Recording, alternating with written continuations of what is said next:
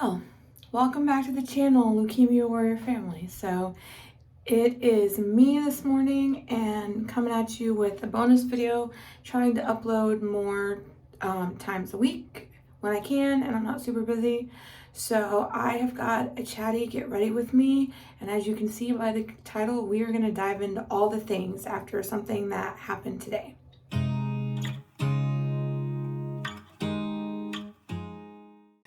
So what triggered me wanting to make this video today was I had to call the business office for the all the bills that Lexi accrues. We had several new things drop in, and I always just consolidate everything onto a payment plan. And right now, we're just doing $50 a month, the lowest that we can do, because we just want to pay it off over time, because we're also paying separate bills for my husband's carpal tunnel surgery that he had on both wrists a while back, like last year. And then I ended up in the ER after throwing out my back, and that was a fun time. So, we could use our savings, but that's more of like an emergency. We got to pay something right now, like we need a furnace, or like we had to replace our furnace, so we had to get on a payment plan for that, but you have to have a down payment, or other things that pop up. So we just try to get on payment plans because we have had to pay so much debt, medical debt. So basically what had happened was her teeth surgery bill had finally all been sorted out through insurance from over the summer, like what they were and won't pay. And then we finally got the last of her stuff from Optum, who covers through our healthcare medication and behavioral health stuff. So when she saw the therapist, turns out most of those visits ended up not being covered there at the end. I don't know if we hit our quota or they were just never going to be covered, because I did dispute them, and we finally just heard back, nah, they're not going to be covered. So that's always a great time. And that was the oncology therapist that was covering Lexi for all of her anxiety post-chemo and her PTSD. Which reminds me, if you're a new face here, my daughter had pre-B-cell acute lymphoblastic leukemia at age 2.5. Did 2.5 years of chemotherapy till she was almost 5. And this year marks 4 years post-chemo in October. So she's in remission for the last 4 years, and next year, 5 years post-chemo, October 2025, we can declare her cancer-free. So we are very looking forward to that. But in the meantime, even though the chemo stops, you still keep paying on the bills. So basically, she had a tooth surgery over the summer that, don't forget your SPF, by the way, I'm putting on my skincare. All her teeth were rotten, all her molars, because the chemo, she took liquid chemo when she first started out, because they just don't make chemo pills small enough for kids in her size, and they don't cover it. And to be honest, can I just tell you, they also don't cover liquid medication. I'll get into that later. But anyway, so she had a surgery for her teeth, and I wrote this down. So her entire surgery total cost $8,853. It was an outpatient surgery that lasted maybe, I'm going to say the surgery itself probably lasted 2 hours, maybe, if that. And then we had to be there an hour early for pre-op stuff. And then post-op, we were there for maybe an hour until she had come to from the anesthesia and was cleared to be released. And the bleeding had stopped on the teeth and whatever else. So it's okay, so all total, we were probably there for 4 hours. So that 4-hour chunk of time cost us almost $9,000. Now, did insurance pick some of that up? Yes, it did. And so our total is only going to be $2,694 Thank goodness. So just to give you an idea, just the operating room alone, just the room costs associated with the operating room, this doesn't even include Washington University, which is who the physicians are through. This is just BJC Healthcare and St. Louis Children's Hospital.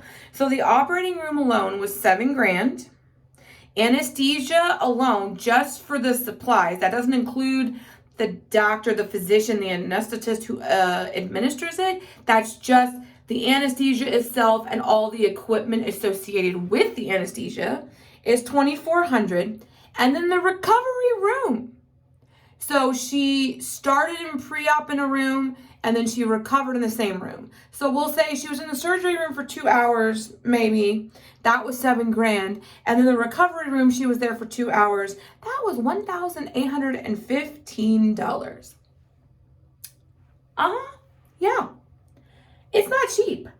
And I remember going there the day of her surgery, and I'll see if I can link her to surgery video up here, because I remember exclaiming and recording after I went to the desk that they wanted me to try to pay the entire thing up front. They're like, well, we can give you 40% off the top if you're willing to pay the entire thing up front today. And I'm like, but won't insurance pay on this? Yeah, but they're expecting payment in full today.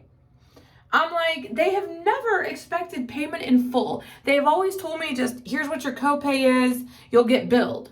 So what is this mess? So I told them, I was like, no, I would just like to pay $50. Will you accept my $50? Because I cannot afford to pay you $8,000. Like, I do not have that kind of money on my bank account debit card. So what's going on here? And they were like, okay, well, yeah, I guess we'll just put in the $50. I'm like, yeah, I guess you will. We're not having the surgery. Like, I don't, like, this is not good. And, you know, we aren't on any type of, like, state aid or anything. Like, of course, we make way too much money for that. And she didn't qualify for Social Security, so we don't really get any help. We just have to pay our medical bills. So I had originally gone back to work part-time, and now I'm back full-time because stuff takes money and we need my income.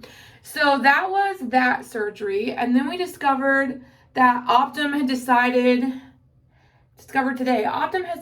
not to pay any of for the last of her visits. They may have paid some of them, but they did not pay all of them. And there's like 3 or 4 visits where they're not going to pay when she saw the therapist. Mind you, she saw the therapist, like the oncology psychologist, specific to that person. Like, it's a psychologist slash therapist, like doctor, and for an hour. And it was like, there was a couple times where we were going every other week for a couple of months, and then we spaced it out to like once a month, and then we just trickled down to where she didn't need to go anymore. Each one of those 1-hour sessions was $433. I guess for use of the room and use of the therapist's time, and I'm not here to debate that the therapist isn't worth that, because she is priceless and she was awesome and she is amazing and we love her. But I guess my gripe would be with the insurance. You're not going to pay none of that? Like, clearly, and our therapist articulated this very well, these are anxieties deriving directly from having cancer.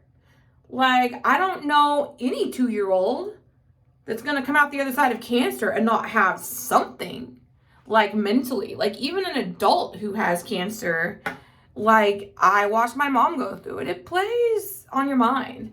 So there's that.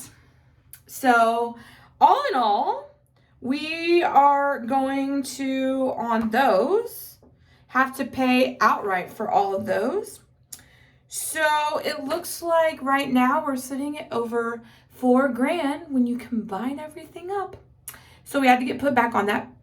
Like, I was like, okay, let's just add everything to the payment plan. That's the name of my game. Can you just add everything to the payment plan and we'll just keep paying you $50 a month? Well, I have negotiated with these insurance companies a lot, or these, like, you know, healthcare companies or whatever, BJC, you know, and all them. And I'm here to tell you that the amount that you are allowed to pay per month is based on the amount that you owe. So the more you owe, the more you have to pay per month. Even if you tell them that you want to drag it out and take the longest amount of time to pay it off possible to make your payment as low as possible, there are certain thresholds they have to meet to make sure that they're getting their money. I mean, they're still, you know, I don't know, a hospital's kind of like a business after all, you know. So they have to have money to pay their doctors and their staff and their upkeep and whatever else. Okay. So we're now jumping to $127 a month. Never you mind what I'm paying for my ER stuff. Never you mind what we were paying on Brian's carpal tunnel and other incidental medical things that have popped up here and there. Oh, Lexi's fluids were included in there. Lexi just had to go to the ER for fluids, so that was a whole thing. I will link that video right here, the ER fluids video. So basically, it's a lot. So that got me to thinking, and I was like, you know, I've never really done a video, and I guess this video might have been better suited to like September during Childhood Cancer Awareness Month, but I knew I'd forget, and this kind of happened today, which is what triggered it. So my whole thing was, I was like, you know, I don't think I've ever really gone onto the channel and explained just how expensive chemo is, and I had to write this down. Like, so she got diagnosed in July of 2018 is when she was diagnosed. Sorry, if I'm looking down, it's because I'm getting my makeup and stuff and I need my brushes. And so she, the initial stuff was quite the shock. So first of all, you figure July, it's halfway through the year, but my husband and I were on separate insurances. For some odd reason, the way it works for our employer, we both work for the same big box retailer, and I may or may not have mentioned it in other videos, but I'm sure you can figure it out. So the family plan was actually more expensive than for us to be like all on one insurance. So he had a policy for him, and then I had a policy for me when we got married, and then when we had Lexi, we just chose to add Lexi to mine. And it was going to be cheaper just to have the two of us on one and him on the other than it was to have all three of us on one. I don't know why. I'm not sure why that is. But that's what it was. So that's what we did. So when she got diagnosed, I had to go on a leave of absence from work because we quickly realized that there was going to be no way that I could work and get her to where she needed to be. And when she was feeling nauseous and she just wanted to be home at 6, she was very clingy to me. She's only 2. So it's not like I'm going to get a babysitter and we're going to pay a babysitter when we're going to have all this extra expenses. So we just kind of tightened up the purse strings, and I eventually quit my job. So thankfully our friends did a t-shirt fundraiser for us that raised over $3,000. That helped a lot in the beginning with all of the gas back and forth from the hospital, and we hadn't met our deductible yet. Our deductible was like $6,350, and so on mine and Lexi's plan. So since we hadn't hit that, we were paying out of pocket for that first $6,000, which included medication. And so the thing is that chemo medication is not cheap, especially the stuff that you have to take at the beginning. So a lot of that stuff at the beginning, we did put on the payment plan, but that $3,000 helped with that. It helped with all the food from the overnight hospital stays. One parent meal in the hospital is $8. The child is just added into your total and you don't pay for them. But if you are staying in the hospital with your child, you can either go down to the cafeteria and just buy stuff yourself if you want to leave your child in there alone. But she was 2, so I chose not to do that. Or you can pay for a parent meal to order off the menu if you only have cash there at the register, and then they'll give you like a little certificate. Or they'll bring a card swiper and you have to swipe your card as you are like up in the room, like ordering the meals, which is what I had to do. So you figure that at one point we had like a 2-week stay. It was almost 2 weeks, like over 8 days. I had to swipe my card 3 times a day because $8 for breakfast, $8 for lunch, and $8 for dinner. So that was legit $24 a day just on food for me. Now, if Brian came to visit and it happened to be dinner time, we could order a meal for him, but we tried not to do that, and he tried to eat at home because he still had to go to work, so we didn't want to have to pay all that extra money. So that added up. It was just a lot. So we burned through that initial $3,000 real quick between gas, between money to get food, between losing my income and now paying the bills on just my husband's salary. So we burned through that real quick. And then we got $5,000 from our insurance company. Like, we have the critical illness insurance. Like, I always signed up for that. And they will pay you money if you get invasive cancer. All you have to do is send in the pathology report. It was actually super easy. And within 3 days, I had to check for $5,000. But again, you already know what I'm going to say. It was crazy. And we ate through that so quickly because we were not paying our bills with 2 incomes. So we had all that, and we still were struggling. Not to mention the fact that all of our medical bills, we were drowning in debt from those, because here's the kicker. So I quit. I went on leave of absence for as long as I could. And then after I was on leave of absence, like, I was using up the last bit of like my PTO, just enough per month to cover the insurance premium because it was taken out of my paycheck. But obviously when you're on a leave of absence medically, you're not necessarily getting paid. And I was not. So when that ran out, I finally had to quit. Well, Brian is on the exact same insurance plan as me. It just wasn't the family plan. So we had to enroll mid-year because there's like an emergency and you can add people on because like I lost mine. So that's what we did. We fought with that insurance company. My HR lady at my job is awesome. And she went to bat for us and she called them and she said, they're on the same insurance. They work at the same company. Can you guarantee us that they're not going to have to pay their deductible all over again? I kid you not. They could not give it to us in writing, but they kept telling us it verbally over the phone. By the time everything was all said and done, no, we had to pay our deductible again mid-year. We had already met our deductible, okay? Already met our deductible, the $6,350. They said, nope, sorry. It's a different policy, different number. Never mind, we were just kidding. You're going to pay it. So now we're sitting at, instead of paying $6,350 deductible, now we're paying $13,000 and something. No, it's ridiculous. So we wrapped that up.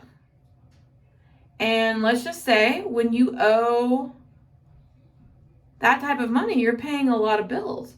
And it's not cheap. They weren't letting us pay the minimum amount because we owed too much. So it was a lot. Well, the next year rolls around, and the next thing you know, Brian switches stores. Like, we're still in the thick of chemo. We had just gone through the hardest part of chemo, and we just came to this realization, like, hey, you're driving all the way into St. Louis to this Academy store. It's great. Like, it's a prestigious store because the Academy, like, to be a manager at that Academy is good, but it's just, when we have emergencies and how he was able to see Lexi, it was just a lot. So we decided that the best thing would be for him to transfer closer to home. So he went to work at my store. He was still a manager, same type of manager. He just transferred to the store in Godfrey. He put in for a hardship transfer, like where we used to live. And that's the store I'm at now, actually. I went back to it now that he's not there anymore. But for the duration of her chemo treatment, he was there, and that's what we needed. Well, guess what? The state of Illinois, the way they do their insurance for my work company, when he was at the other stores in St. Louis, and then he was also at a store in like some Illinois, like they were different insurance than what we have here at my store. So one store had Aetna, the other store had United Healthcare. So when he transferred stores, the insurance company didn't even tell us that it was switching. They didn't send us a letter. I remember distinctly one summer going into her chemo appointment at clinic and them saying, it doesn't list you as having any insurance, and if we check you in, it's automatically going to put you down as self-pay, and we don't want that. We need to figure out what's going on with your insurance because we know you have insurance. So I remember frantically calling Brian on my cell phone while he's at work and saying, what's going on? Can you call the insurance company? Like, they're telling me it's not showing up any insurance in the system. Like, I gave him the insurance card. They're saying it's no good. He calls the insurance company and they said, oh, we're so sorry. You should have already gotten a letter in the mail. And apparently they hadn't sent it out yet, but supposedly it was supposed to go out 2 weeks prior, saying that because he had just switched stores, his insurance was switching to a different provider from Aetna to United Healthcare. And so here's his new policy number and all the things, and he was supposed to get an insurance card in the mail, and we do in fact indeed have insurance.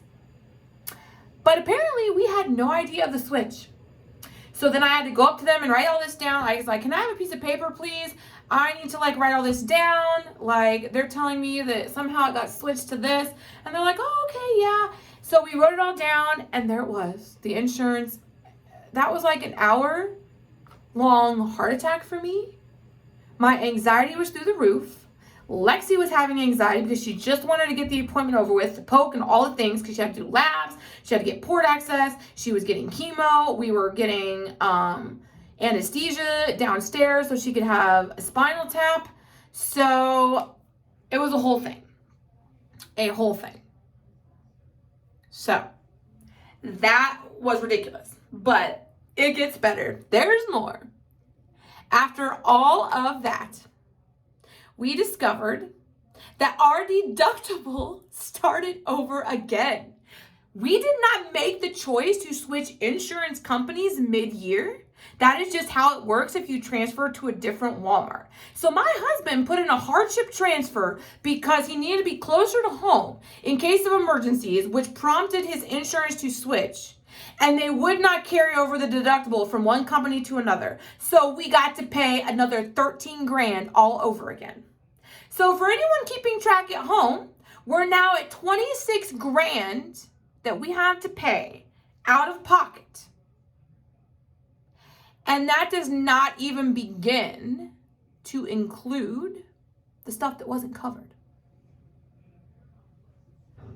When I tell you insurance is a racket, I am not joking. So,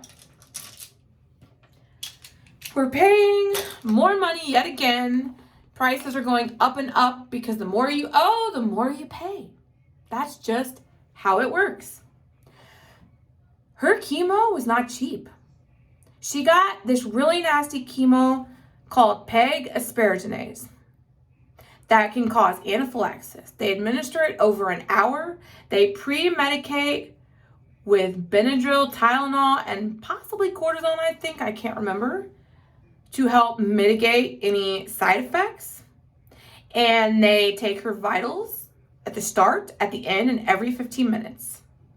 It's just one of those nasty ones that has to drip really slow so it doesn't cause any issues. Anyone care to venture a guess how much that chemo cost?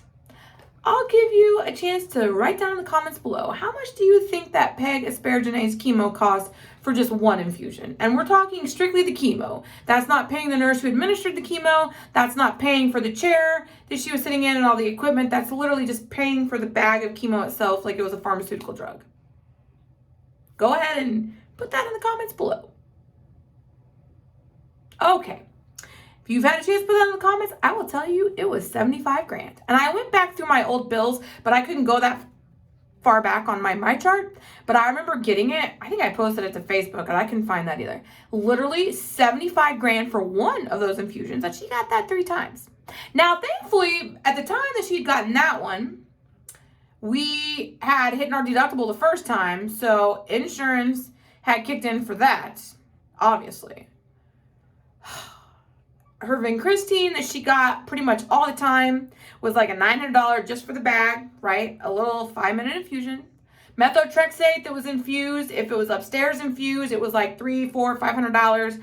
Now, the downstairs methotrexate where she got that injected into her spinal fluid, you had to account for the methotrexate, you had to account for the anesthesia. Like that there was like two grand something because that was expensive. So we paid a lot. So then we thought, okay, great. Maintenance is going to be awesome. Things are going to slow down. It's not going to cost as much money because she's not going to be having chemo as much. Just kidding. Just kidding. Hold my drink. Just kidding. No. What actually happened was you start taking daily chemo medication that is in liquid form. And can I just tell you that insurance companies would rather cover pills. Adult-sized pills. They don't cover liquid medication. So I remember the first time I went to the pharmacy to get her prescriptions filled for the month. 1 bottle of 6-MP, which is mercaptopurine. It's a daily chemo that she took 2 mils every day for the entirety of the month. 1 little bottle of dexamethasone steroid. We used to take the liquid, but she couldn't stomach it. It's nasty. It tastes like gasoline. Oh, smells horrible. So we finally found pills small enough that she could take those milligrams, and we cut them up, crushed them up, and put them in her food. It is until she learned to swallow them. So those weren't too bad because they were pills. But the mercaptopurine liquid and then the methotrexate liquid and like a yellowish liquid. And I want to say she took like, first it was 3 mils and then as she got older, it was 4 mils, I think. And she took that every Wednesday of the month. So she only took that 4 times. All of that medication for the entire month was $1,000. And guess what? The only thing the insurance chose to cover was those tiny steroid pills. Utterly, completely, and totally ridiculous. I was so upset. So upset. I went there and I wasn't prepared for that. So I had no recourse but to put in my bank debit card and pay it. Because they said to me, are you aware of how much this costs? And I said, no. I was like, we're just starting this new maintenance chemo phase. This is our first time getting these medications. It's supposed to be a month's supply. Like, how bad is it going to be? She told me $1,000. My jaw dropped. I was like, and you could tell they felt bad. And I was like, well, she has to have it. So take my bank card. Just bleed me dry. I called Brian in tears and I said, we just paid $1,000 out of the bank account. Like, I didn't have any other way to pay. Like, what are we going to do? And he was like, that's how much it's going to cost for the month? And I said, yes, it is. That's how much it's going to cost for the entire month. Every month from now on. And he was like, Jenna, we can't sustain this. We're going to go broke just paying for our medication, let alone the bills.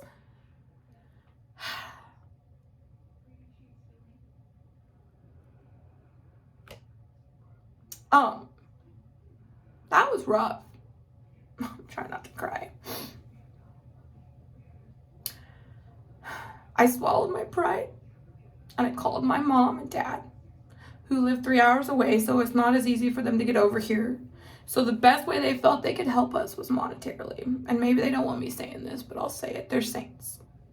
And Brian's parents too. They pitched in. They made sure that we had Lexi's medication every month. They sent me a check for $1,000.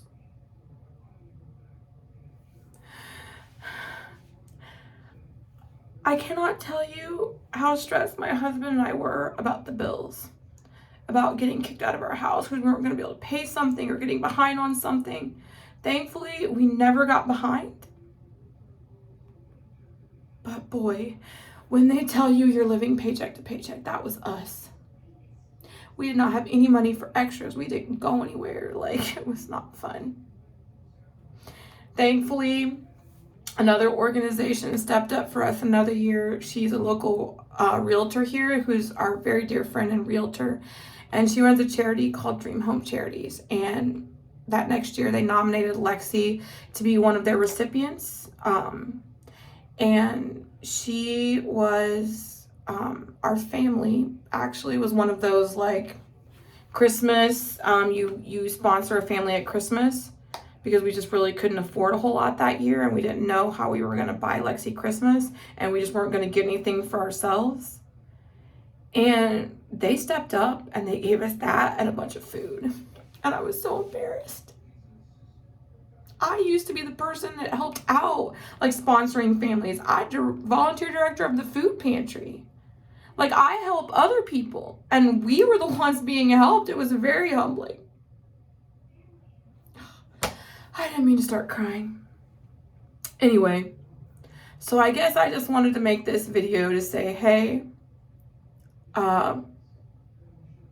cancer's not cheap. Chemo's not cheap. And even when you finish treatment, you're still dealing with all of the stuff. All the bills, all the trauma.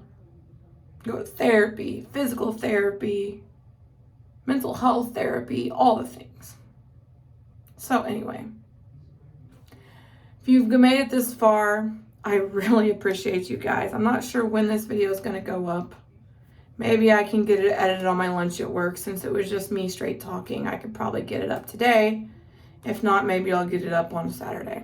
So anyway, hopefully this wasn't a downer of a video. This is just meant to be an eye-opener into how much cancer and chemotherapy cost. So if you have any questions, you can feel free to leave them down in the comments below, and I will try to answer them to the best of my ability. Anyway, love you all. Thank you so much for watching. As Lexi always says, subscribe and hit the bell to be notified when we upload another video.